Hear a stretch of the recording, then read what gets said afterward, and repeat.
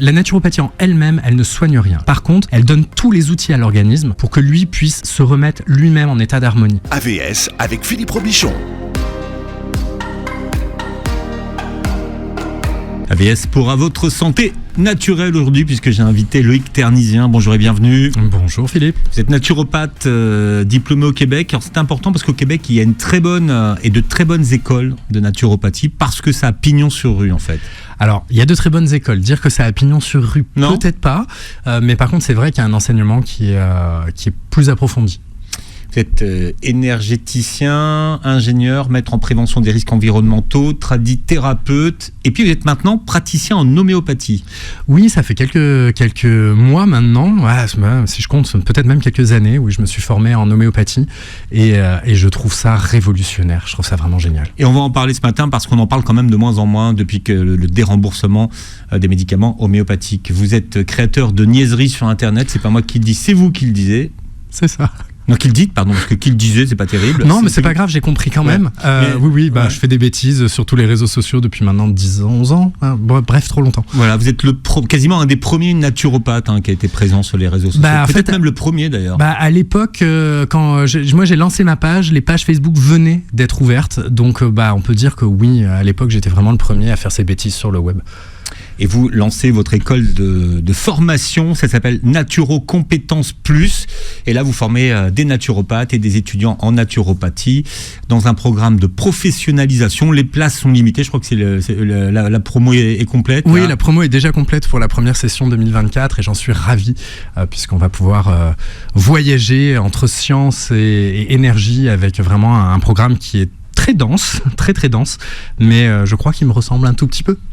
Et alors en parlant de formation, où en êtes-vous de votre formation sur la naturopathie quantique ? Ça tourne toujours. Il y a les formations à Aix-les-Bains, bientôt à Paris, en présentiel, de tout petits groupes, parce que c'est des programmes très denses, très riches, où il y a plein d'expériences, il y a plein de tests. On travaille avec l'eau, on goûte des eaux différentes, on va faire des méditations, on va travailler dans les différents espaces-temps, on va explorer les plantes, se connecter aux plantes dans la nature. Donc voilà, c'est du beau programme. Ça sur combien de jours ? C'est 5 jours. 5 jours complets. Ouais. C'est quand la prochaine ? Alors la prochaine, elle est en janvier, mais elle est déjà complète et je devrais... la naturo quantique aussi ? Ouais, elle est déjà complète pour janvier et je devrais ouvrir des dates pour quand le printemps sera revenu, sûrement au mois de mars à Aix-les-Bains et ensuite normalement Paris au mois de juin. Bien vivre votre hiver grâce à la naturopathie, c'est notre sujet ce matin, mais je voulais signaler que votre guide ultime de l'herboristerie vient de sortir en poche chez J'ai lu, un livre qui était sorti en janvier 2022, ça a été un énorme succès en librairie, c'est pour ça qu'il sort en poche aujourd'hui. Ouais, j'en suis très touché, j'ai toujours plein de gratitude de voir que les gens s'approprient le livre et qu'il peut avoir une autre vie en poche, d'être beaucoup plus accessible pour tout le monde et peut-être aider encore plus de personnes. Quelle est votre définition à vous de la naturopathie ? La naturopathie, pour moi, elle a 3 volets. C'est une approche qui est intégrative, c'est-à-dire qu'elle prend en compte le travail avec les médecins, elle est holistique, donc elle travaille avec le corps au complet, les émotions, le cœur, les émotions, le sentiment, etc. Et elle est basée sur des acquis ancestraux et son but, c'est vraiment de rééquilibrer l'organisme, de l'aider à aller mieux de manière naturelle, avec ou sans plantes. Mais avant, tout le monde était naturopathe, en fait. Bien sûr, avant, on se soignait... Moi, je dis ma grand-mère, elle est encore naturopathe. Elle savait bien plus de choses que moi, ma grand-mère. Mes grands-parents le savaient. Pour moi, la naturopathie, c'est pas quelque chose de nouveau. C'est juste quelque chose de dépoussiéré.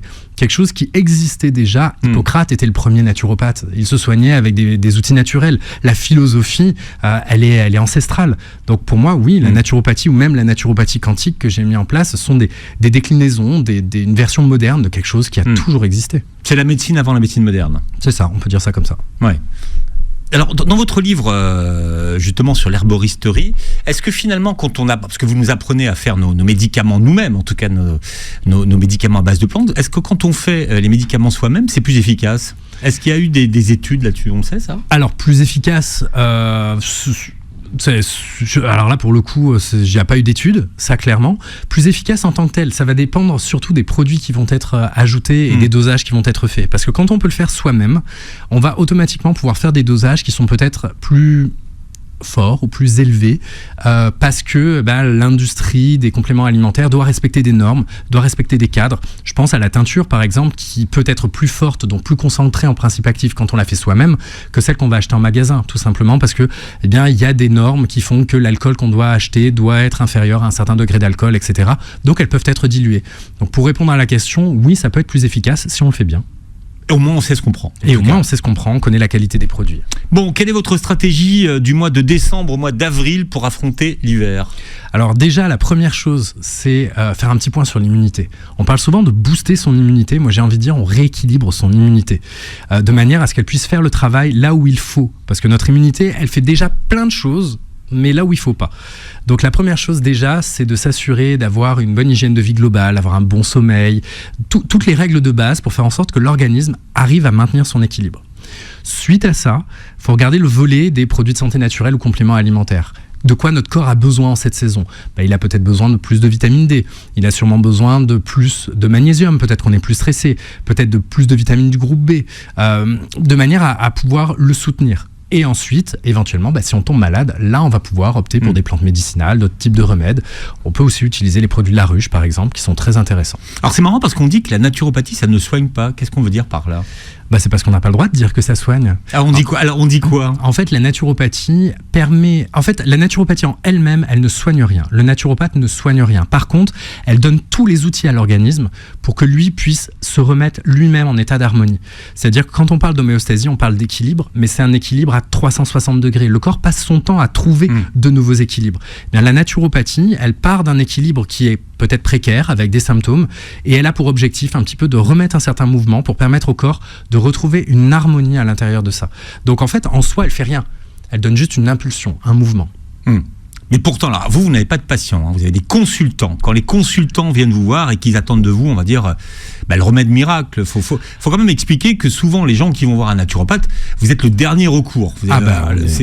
On est clairement le dernier. On arrive souvent, c'est le dernier maillon de la chaîne et j'ai tout testé. Qu'est-ce que vous pouvez faire pour moi ? Et moi, souvent, je vais vous donner une anecdote. J'ai une consultante qui est venue. J'avais réouvert mes consultations. Ça faisait 6 mois que je n'avais pas consulté pour un beau projet qu'on verra l'année prochaine. Et elle arrive, elle me dit, enfin, vous allez pouvoir me sauver. Et là, j'ai juste dit, oh là là là là là, attention, là, la consultation, elle part mal, parce que moi, je vais pas vous sauver, la naturopathie va pas vous sauver, mais par contre, vous, est-ce que vous êtes prête à vous sauver ? Est-ce que vous êtes prête à mettre en place des choses pour vous aider vous-même ? Si vous l'êtes, alors dans ce cas-là, moi, je suis là pour vous guider. Je vais pouvoir vous donner les plantes, je vais pouvoir vous donner les leviers, je vais pouvoir vous montrer les chemins à suivre. Mais en soi, c'est en prenant ces chemins, et c'est la décision de la personne qui vient nous voir, que l'on va pouvoir créer du mouvement et là, éventuellement, avoir des résultats vers une amélioration. Mais si la personne vient en disant « Oula, je veux une pilule magique, donnez-la moi », ça part mal. Quelle est la vitamine qui permet de résister le mieux aux infections saisonnières ? Alors, une vitamine, là, c'est... Est-ce que ma question, elle est pas bien ? Non, c'est pas qu'elle est pas bien, c'est que comme tout travail en synergie, je dirais que s'il y en avait une à retenir, aujourd'hui, c'est la vitamine D. Bon, alors justement, il y a beaucoup d'idées reçues sur la vitamine D. On la prend comment ? Est-ce que, par exemple... Je me prépare. Ouais. Est-ce que, par exemple, alors j'ai vu qu'il y a eu énormément de réactions. Est-ce que les ampoules, par exemple, c'est un bon mode d'admission de la vitamine D ? Alors, je n'oserais pas faire mon Jean-Pierre Coff ici pour les personnes qui auraient la référence. Allez-y. Non, les ampoules, ça, c'est de la hein. Les ampoules, en fait. C'est de la dis donc, vous êtes au maximum. Là, non, Loïc, c'est de la merde. Monsieur Loïc. Non, mais sur les réseaux sociaux, j'ai moins de gêne. Non, franchement, les ampoules. Quel est l'intérêt des ampoules ? Sur le papier, normalement, on est censé faire de la vitamine D à petite dose toute la journée, ce qui est physiologique. Ok ? Cette vitamine D, quand on la prend en ampoule en très grande quantité one shot, déjà c'est pas physiologique. Le corps il va devoir traiter avec une quantité de vitamine qu'à la base il n'est pas censé avoir. Deuxième chose, il faut savoir que 3 semaines après la grande ampoule, il n'y a plus rien dans l'organisme. Parce qu'en fait, le corps va faire des réserves, il va les épuiser. Au bout de 3 semaines, il n'y a quasiment rien. C'est-à-dire qu'on a déstocké. On a déstocké. Donc, alors en général, on dit que c'est une ampoule par mois. Oui, c'est ça. On dit que c'est une ampoule, mais il y a la dernière semaine quand même. Et puis, physiologiquement parlant, c'est beaucoup plus intéressant de la prendre quotidiennement, de prendre des dosages bien plus petits, plus physiologiques, et de les prendre de manière répétée. Alors, sous quelle forme donc ? Alors, ça peut être sous la forme de gélules, ça peut être sous la forme de gouttes. C'est de gouttes huileuses et idéalement la vitamine D3. Il y a 2 formes de vitamine D, la vitamine D3 et la vitamine D2. On va privilégier la vitamine D3 qui sera bien plus efficace, bien plus assimilable et intéressante pour le corps. Le point qui est important quand on parle de vitamine D, c'est d'aller voir son médecin. Parce qu'en fait, il faut d'abord vérifier son dosage de vitamine D pour être certain de ne pas avoir une surdose de vitamine D. La vitamine D va permettre à l'organisme, va avoir une action avec le calcium. Si on prend trop de vitamine D, on a une hypercalcémie. Ça peut avoir des problèmes au niveau ça peut créer des problèmes cardiovasculaires. Donc oui, la vitamine D, on est très nombreux, sinon la totalité à être en carence. Il est important de se complémenter sûrement quotidiennement et toute l'année pour une grande partie de la population, avec des dosages plus élevés pendant la saison hivernale, mais il faut faire ça avec un suivi médical. Donc, et des prises de sang. On fait doser avant d'en prendre en auto-médication. Alors, il y a des choses à savoir quand on prend de la vitamine D. Ce que je ne savais pas, c'est que d'abord, il y a un moment dans la journée pour les prendre. Alors, au niveau des moments, avant le moment de la journée, je dirais que ça, c'est l'étape qui arrive à la fin quand quelqu'un la prend régulièrement. La vitamine D, avant de parler du moment de la journée, c'est de le prendre dans le bon contexte. La vitamine D, elle est huileuse, c'est-à-dire elle est lipophile, elle se mélange à l'huile. Donc, il faut la consommer pendant un repas. Donc, au début, que vous la preniez le matin, le midi et le soir, ou le soir, il y a des débats, c'est mieux le matin, c'est mieux le soir. Bon, mais dans tous les cas, si vous la prenez avec un repas, elle sera bien plus assimilée parce qu'elle va se mélanger au corps gras et le corps va pouvoir l'assimiler. Et justement, puisque vous parlez d'assimilation, si on veut vraiment bien assimiler la vitamine D, il faut prendre autre chose. Bah oui, de l'huile. Ouais. Normalement. Je me disais qu'il fallait l'associer à du magnésium pour mieux l'assimiler. Alors pourquoi ? Expliquez-nous. En fait, la vitamine D va avoir besoin, en fonction de la dose, donc elle va avoir besoin de magnésium pour pouvoir être bien assimilée. Or, nous vivons dans une société où pour le coup, s'il y a un autre oligo-élément qui est minéral, qui est important et que tout le monde devrait prendre, c'est le magnésium. Pourquoi ? Parce que le corps en a besoin pour plein de fonctionnements au niveau de son organisme. Le truc, c'est qu'on vit dans une société qui fait que on est beaucoup plus stressé, donc le corps prend plus de ses ressources en magnésium, sauf qu'on ne lui en apporte pas assez. Donc il y a un déficit. Si on a un déficit en magnésium, automatiquement la vitamine D, elle va pas avoir les éléments pour pouvoir être bien assimilée. Donc quand on prend la vitamine D, c'est important de prendre du magnésium. Et dans certains cas, quand on prend des doses plus élevées en vitamine D, on va rajouter de la vitamine K2, qui elle va aussi participer à l'assimilation de la vitamine D. Alors je coune la vitamine K2. Alors, Shkoun. Ouais, parce qu'on n'en parle pas souvent, la vitamine K2. Non, on n'en parle pas souvent. Dire, alors là, franchement. On n'en parle pas souvent. Ouais. C'est une vitamine. Ça fait sommet alpin. Oh, elle est facile, celle-là. Non, je sais. Non, la vitamine K, c'est vrai qu'on l'utilise pas. On n'en parle pas souvent parce qu'on n'en a pas spécialement besoin. Normalement, les besoins sont quand même pris par l'alimentation de manière assez régulière. Il y a des personnes qui, en cas de troubles cardiovasculaires, on ne va pas la recommander parce qu'elle a une action sur la fluidité sanguine. Mais voilà, toujours en parallèle avec son travail avec le médecin, si on prend de la vitamine D et qu'on voit qu'on a des problèmes à l'absorber ou à l'assimiler, et ça arrive, hein, on a des gens qui se complémentent soit quotidiennement, soit mensuellement via les ampoules et qui voient que leur taux bouge pas. Là, il faut regarder la perméabilité intestinale, il faut vérifier s'il n'y a pas une carence en magnésium, il faut vérifier s'il n'y a pas un tout petit peu de vitamine K en manque, et dans ce cas-là, on va aller chercher ces autres compléments. Le carnésien, sous quelle forme vous conseillez de prendre du magnésium, puisque certaines formes de magnésium sont plus assimilables que d'autres? Alors, la forme, généralement, c'est plus la gélule, mais par contre, privilégiez le citrate de magnésium, le bisglycinate de magnésium, et s'il vous plaît, fuyez l'oxyde de magnésium ou le chlorure de magnésium, qui sont beaucoup moins assimilables que les deux premiers. Alors après, ça ne veut pas dire que vous n'aurez pas de magnésium, mais par contre, vous risquez un petit effet secondaire qui se passe au niveau des intestins. Le carnésien est avec nous. Je rappelle que vous avez de la chance, hein, Loïc, puisque votre guide ultime de l'herboristerie vient de sortir en poche chez J'ai lu. C'est un succès parce que la petite souris qui vole dans mon bureau. Alors, on reconnaît le succès d'un livre à la vitesse à laquelle le livre disparaît. Donc, il a disparu tout de suite. Super. Voilà, donc, j'espère que la petite souris l'utilise bien. Ah non, j'en suis sûr. Bon, elle ne vole que des livres. Mais enfin bon, en tout cas, je ne peux pas vous en dire plus sur la petite souris. On parlait de la vitamine D, mais ce qui est important, c'est de comprendre que finalement, la vitamine D, voilà, avant de prendre la vitamine D, faites votre bilan et puis surtout, voilà, vérifiez que vous l'assimilez bien. Exactement. Et il y a une autre forme, c'est le calcifédiol de mémoire, qui est une forme qui est prescrite, c'est-à-dire c'est une forme médicamenteuse. Donc là, aucun naturopathe ne pourra vous la prescrire dans l'Hexagone. De toute manière, un naturopathe ne prescrit rien par définition. Mais par contre, si vous constatez que vous avez une déficience en vitamine D et que vous avez du mal à la combler, vous pouvez demander cette forme-là au médecin, ça fait partie des formes médicamenteuses. Autre vitamine star de notre hiver, c'est la vitamine C. Alors, pour tous ceux qui boivent un jus de citron le matin, il y a des précautions à prendre. Alors déjà, s'il vous plaît, ne le faites pas chauffer. Parce qu'on dit, des fois, c'est un jus de citron tiède, mais la chaleur va altérer la vitamine C qui est à l'intérieur, donc c'est un peu dommage. La deuxième chose, c'est s'il vous plaît, votre jus de citron, prenez une paille, parce que vos dents elles aiment pas trop l'acide du citron. Donc si vous gobez du jus de citron tous les matins, vos dentistes ne risquent pas d'aimer l'état de vos dents après. Donc soit vous brossez les dents directement après, soit vous le faites à la paille. Mais alors, bonne ou mauvaise idée, le jus de citron le matin pour la vitamine C, justement? Alors pour la vitamine C, ça suffira pas. C'est une bonne idée de base, ça va agir sur le foie, voilà, c'est mieux que rien, mais disons qu'il faudra aller un tout petit peu plus loin dans sa prise de vitamine C via une complémentation. Alors vous, qu'est-ce que vous conseillez justement pour la vitamine C? Alors la vitamine C, il y a plusieurs formes pour laquelle la prendre. On va l'avoir sous forme de cristaux, en poudre. Il faut savoir que la vitamine C, son nom scientifique, c'est acide ascorbique. D'accord? Sauf qu'il y a une petite lettre entre acide et ascorbique, c'est L-ascorbique. Et ça, c'est la forme chimique de la vitamine D. Je ne vais pas rentrer dans tous ces détails-là, mais il est important de vous assurer que quand il y a écrit acide ascorbique, ce soit du L. Ce sera bien plus efficace. Donc soit on la prend sous forme de cristaux, soit on va la prendre sous forme de vitamine C liposomale, c'est-à-dire c'est une forme qui fait qu'elle est plus assimilable.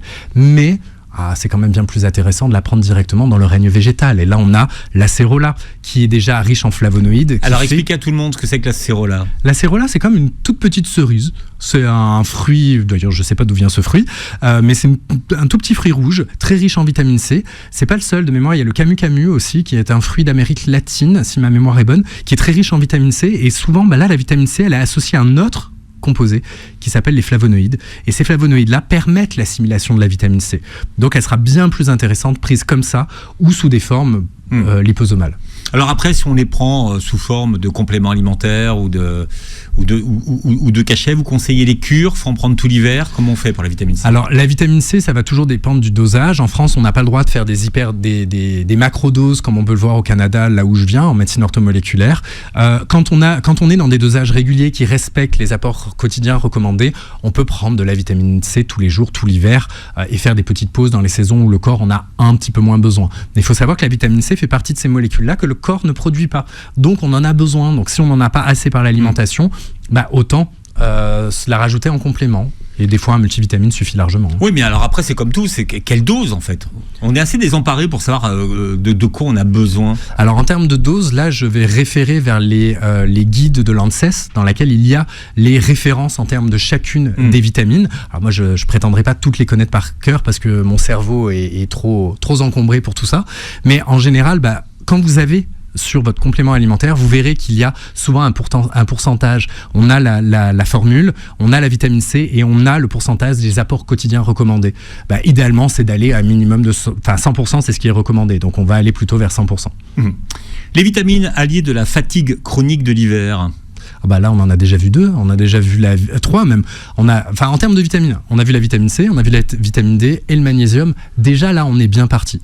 On peut penser au zinc pour les personnes qui auraient un petit déséquilibre thyroïdien ou les personnes qui ont envie de booster un petit peu leur immunité. Là, on peut la prendre en cure pendant 3 mois, par exemple. Le ginseng?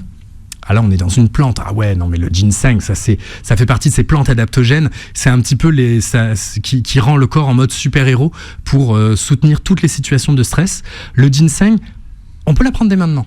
Parce que elle met 6 semaines à agir. Donc on aurait même pu commencer un tout petit peu plus tôt. Retard, c'est ça. C'est-à-dire que ça fait partie de ces plantes adaptogènes qui, comme l'astragale, qui est une plante qu'on commence dès le début de l'automne. L'astragale, c'est pas un os?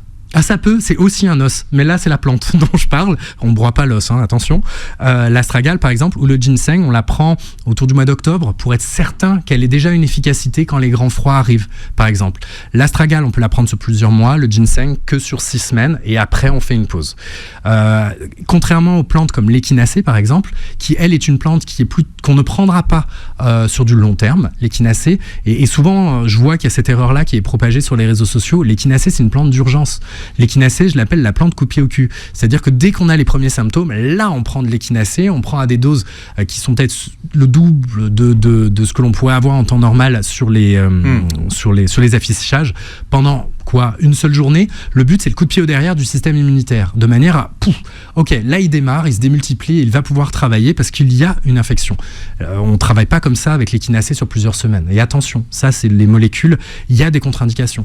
Donc allez toujours voir votre professionnel de santé, votre pharmacien, votre herboriste, votre naturo, pour vous assurer que vous pouvez prendre ces plantes-là. Oui, comme vous le dites, les plantes, c'est pas des bonbons. Non, c'est pas des bonbons, et certaines, il y a les monographies dans le guide ultime de l'herboristerie avec toutes les contre-indications, les dosages précis pour les parents, pour les enfants. Voilà, il y a tous ces détails-là parce que chaque personne devra prendre des dosages qui sont différents. Donc, il faut vraiment faire attention.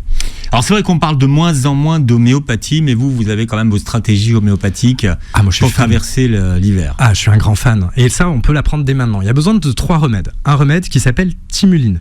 Alors attention, Timuline ne pourra pas être pris par tout le monde, car c'est un remède qui peut être fait à partir d'un animal, enfin qui est fait à partir d'un animal, donc déjà pour les véganes, c'est important de le dire, et qui peut être fait soit à partir de cobayes, soit l'animal, le cobaye, soit à partir de porc. Donc en fonction de ses convictions, on ne pourra pas utiliser Timuline. Donc Timuline, c'est une Timuline halal. Normal, il y a plus de molécules, il faut savoir dans le principe. Hein.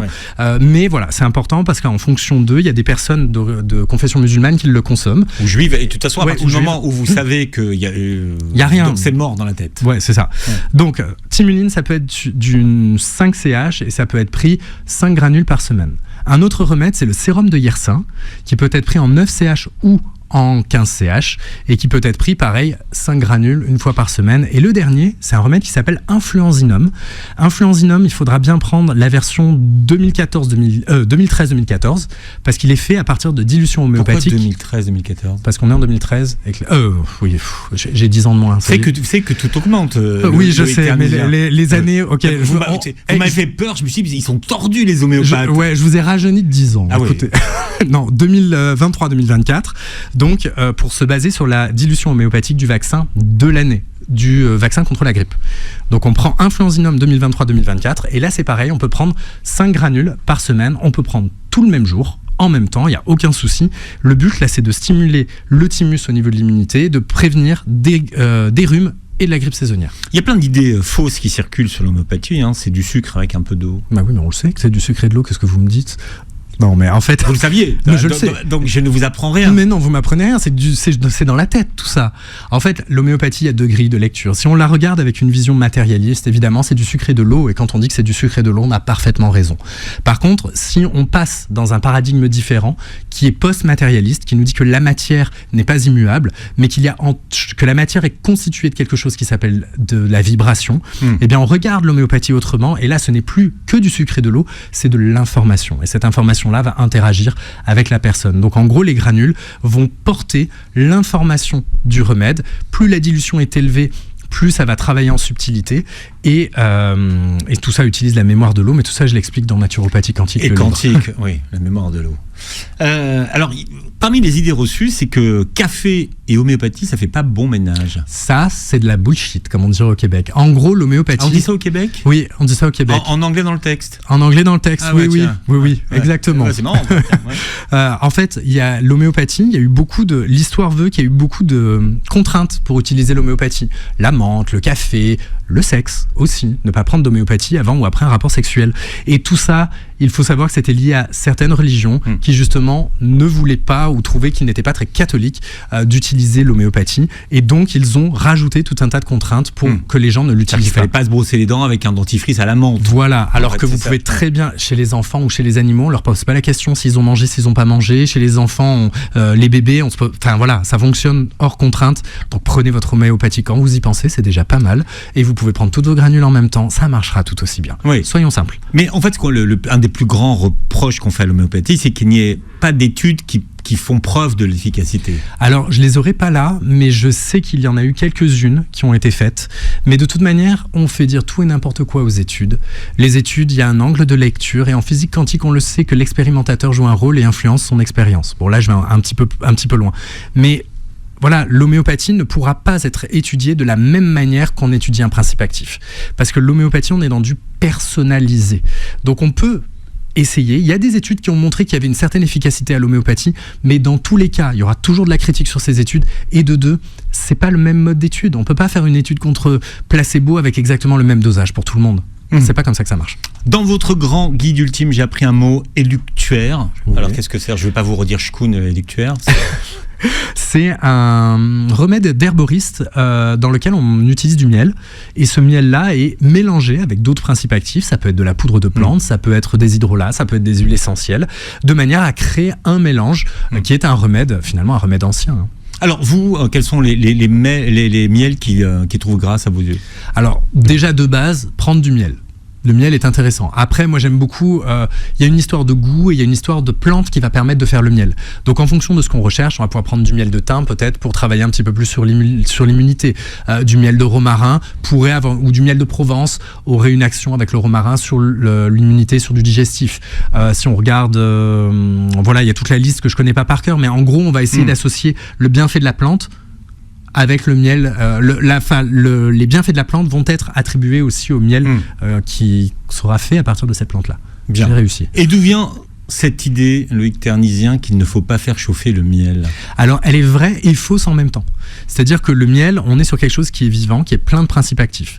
Donc le miel, on va respecter une température corporelle, c'est-à-dire que les apiculteurs le disent, à l'intérieur de la ruche, on va avoir une certaine température et on va essayer de ne pas dépasser cette température-là. Donc le miel, on peut le chauffer, mais pas au-delà de 37-40 degrés. Là, il va perdre ses principes actifs et ses effets. Donc quand on le met dans une infusion, dans une tisane, voilà, ce qui est fait assez couramment, soit on va l'utiliser dans une tisane chaude, et dans ce cas-là, chaude, et là on va juste chercher le côté adoucissant du miel, qui va rester malgré la chaleur, mais pas tous les principes actifs et les effets.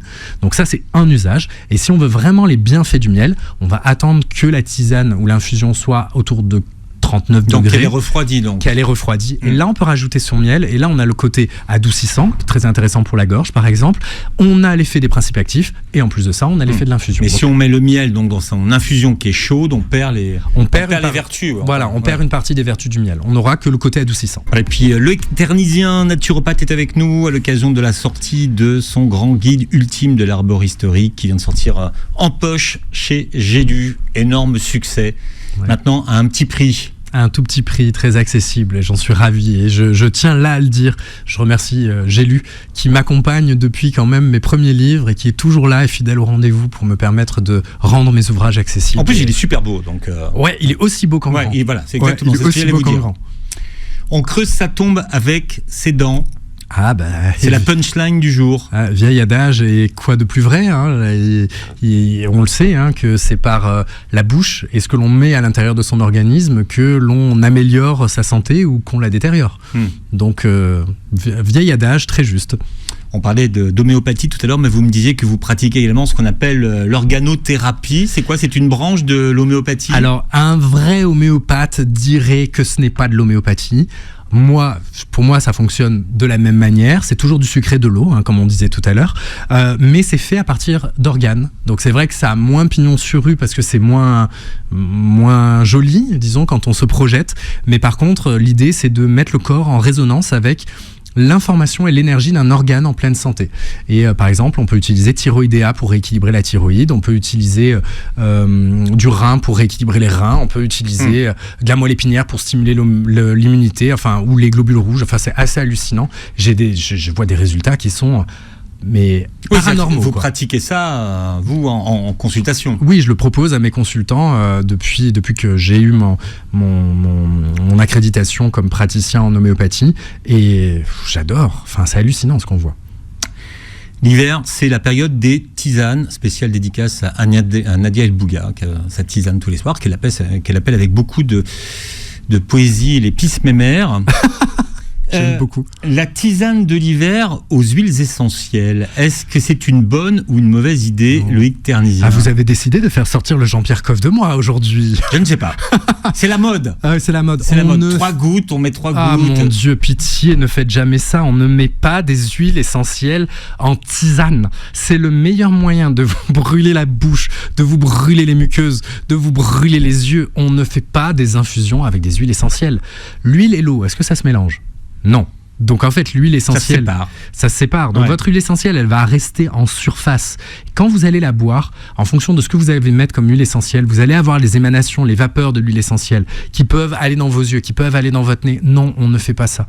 L'huile essentielle, à la limite, on pourrait la diluer dans de l'eau avec quelque chose qui va l'émulsionner.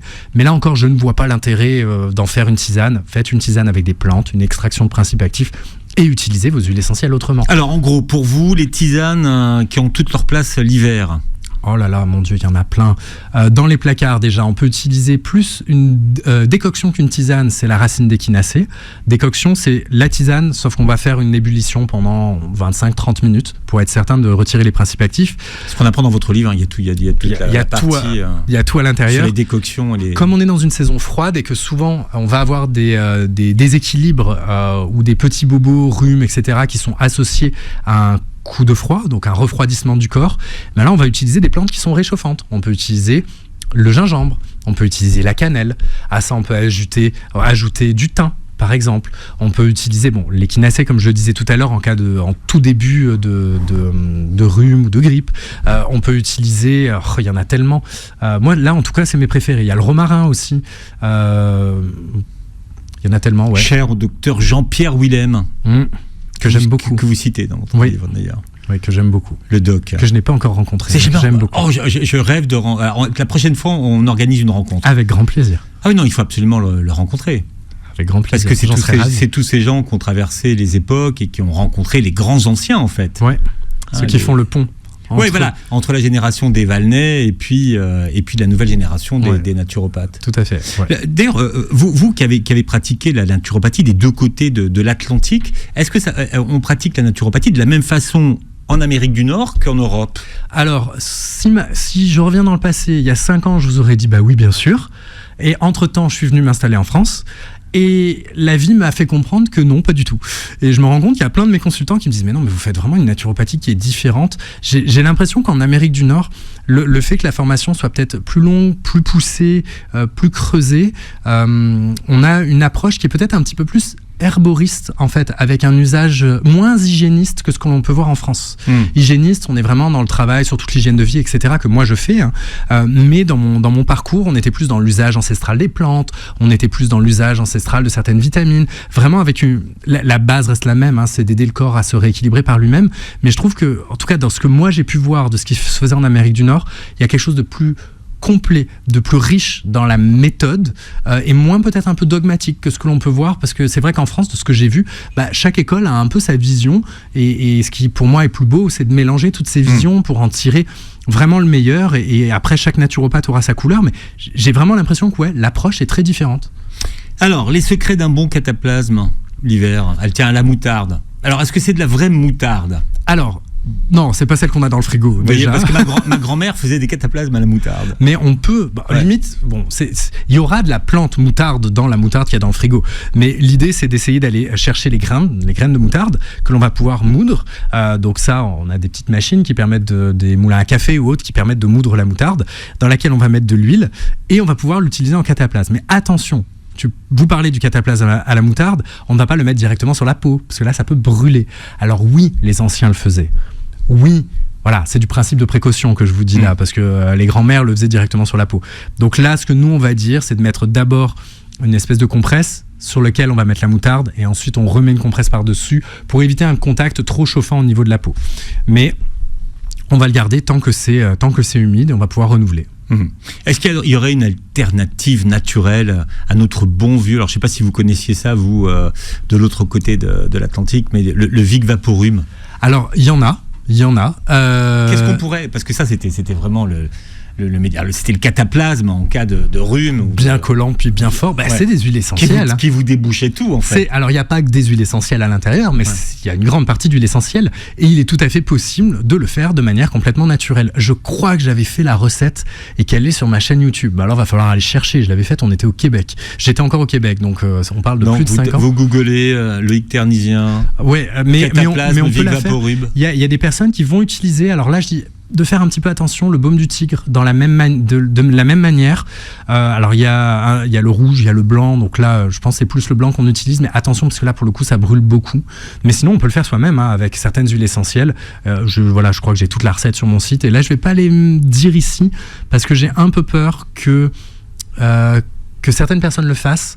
Or les huiles essentielles, faut savoir bien les faire et on peut se brûler, ça va pas chez tout le monde. Donc voilà.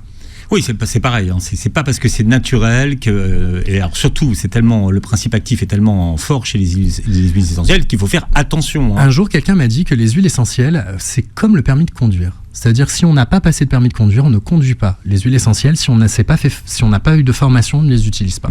C'est comme les naturopathes, ils sont victimes de leur succès. Bah c'est ça.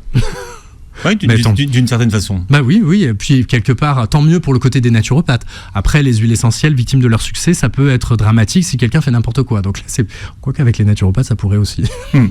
Dans votre grand guide ultime, on apprend à fabriquer ses propres suppôts. Qui fabrique ces suppôts aujourd'hui? Bah moi. Et quel est l'intérêt? Je crois que tout le monde, tous ceux qui nous écoutent aujourd'hui ont été complètement traumatisés par les suppôts. Et je ne parle pas de ceux à qui on a mis le suppôt du mauvais côté. Ah là là. Non, en plus, ce qui est drôle, c'est que les suppositoires, en France, ça reste quand même quelque chose d'assez commun. En Amérique du Nord, les suppositoires, c'est même pas en rêve. Là-bas, c'est genre un truc, c'est juste un truc de français. Il y a Amnesty International qui débarque, la police. Mais c'est juste pas possible. Hein. Ouais. En fait, les suppos, ils sont hyper intéressants. Parce que, en passant, c'est pas pour rien qu'on passe par la voie rectale certaines fois, c'est parce qu'en fait, quand on passe de ce côté-là, on peut avoir des principes actifs qui vont passer directement du rectum au niveau des poumons sans passer par le foie. Et le foie, qu'est-ce qu'il fait? Il va dégrader une certaine quantité de principes actifs. Donc, entre le prendre par la voie orale, où ça va passer par le foie et finalement, il n'y a qu'une partie de principes actifs qui va arriver au poumon et que ça va être long, et passer par le rectum, et bien en passant par le suppositoire, et bien dans les quelques minutes qui suivent, on a les principes actifs qui sont déjà en train d'avoir une action sur les poumons. C'est pour ça que souvent, on donne ça aux bébés. Et que ça nous a traumatisés. Parce que les bébés ne peuvent pas l'ouvrir et ne peuvent pas dire qu'ils n'aiment pas ça. Mais, et en plus, ça se congèle très bien, dites-vous. C'est comme ça. En tout cas, quand on le fait soi-même, c'est comme ça qu'on le conserve. Parce qu'on va utiliser soit de l'huile de coco, soit de l'huile de cacao, enfin du beurre de cacao.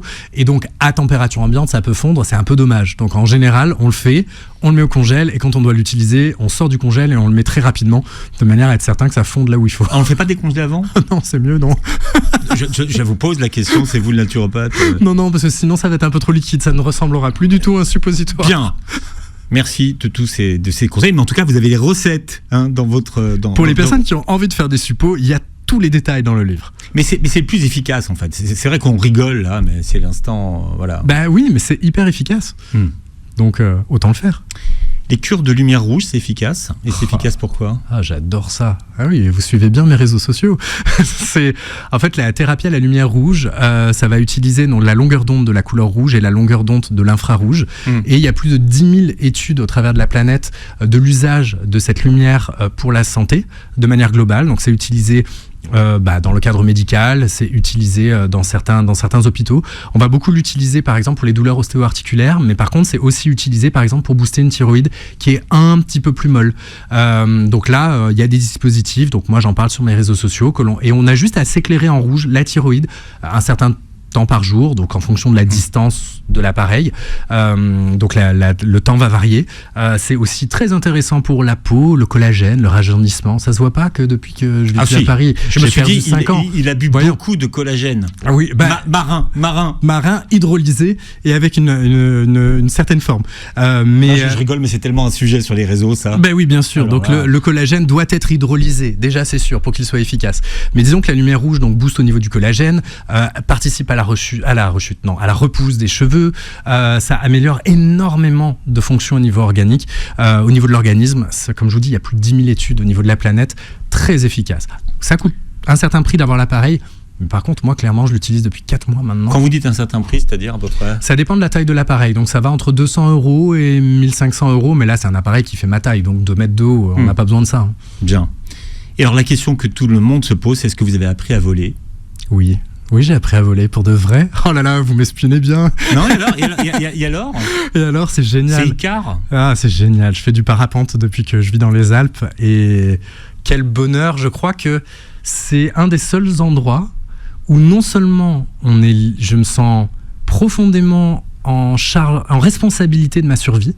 Donc je suis obligatoirement dans l'instant présent, et là il n'y a pas de réseaux sociaux, il n'y a pas de téléphone, il n'y a rien. Quand je vole, je suis juste moi, responsable de ma propre survie. Il faut être vigilant. Il faut être présent. Ouais. Et c'est comme une méditation en temps plein.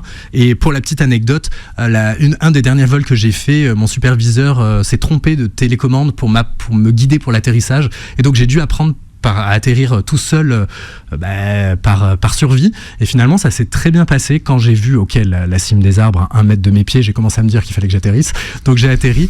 Et alors là, dans ces cas-là, on devient plein de choses. Alors là, mais c'est génial. Bien, Loïc Ternisien sur Beurre FM, vous réécouterez l'émission en podcast sur beurrefm.net et sur toutes les plateformes qui reprennent l'émission. Vous verrez la vidéo sur la chaîne YouTube. Alors je rappelle pour ceux qui se posent la question qu'il y aura des formations en présentiel sur la naturopathie quantique. Tout à fait, ouais. Donc voilà. Au printemps avec les bains. Il y a beaucoup de... Et plus tard à Paris. Voilà, il y a beaucoup de gens qui veulent se former. Merci d'avoir été avec nous, Loïc. Merci beaucoup. Merci d'être venu depuis les Alpes. C'est beaucoup moins facile qu'avant, finalement. C'est toujours un vrai plaisir, de toute manière, de venir. You are very welcome et passez une très belle journée naturelle, santé naturelle sur Beurre FM.